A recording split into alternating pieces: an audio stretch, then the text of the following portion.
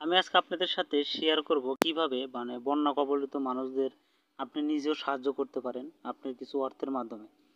বর্তমান সময়ের সবচেয়ে পরিচিত আসোনা ফাউন্ডেশনে আমরা কিভাবে টাকা ডোনেশন করব সেই প্রসেসিংটা আপনাদের আমি আজকে দেখাবো।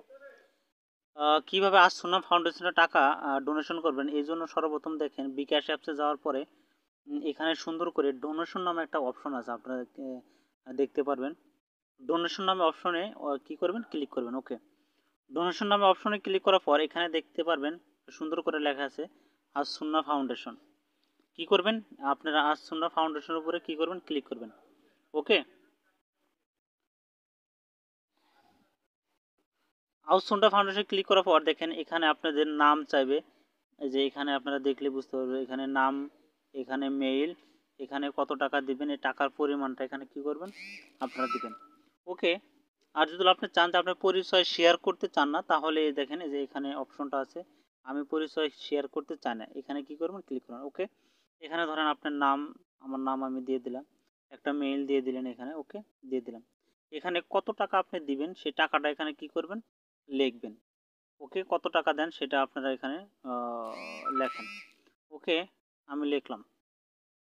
তারপরে আমি রোবট নয়, এখানে কি করবেন, এই যে দেখেন এখানে আমি রোবট নয়, এখানে কি করবেন, ক্লিক করবেন। ওকে, এখানে আমি ক্লিক করলাম। ক্লিক করার পর দেখেন এখানে যে গাড়ির ছবিটা আছে সেই গাড়িটা ক্লিক করে দিবেন।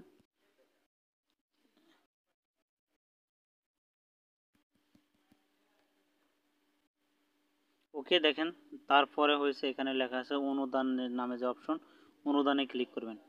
ওকে, অনুদানে ক্লিক করবেন। অনুদানে ক্লিক করার পর এখানে আপনার বিকাশ পিনটা চাইবে, আপনার এই জায়গায় আপনাদের কি করবেন, বিকাশ পিনটা দিয়ে দেবেন। ওকে, আমি আমার বিকাশ পিনটা কি করলাম, বিকাশ পিনটা আমি দিয়ে দিলাম।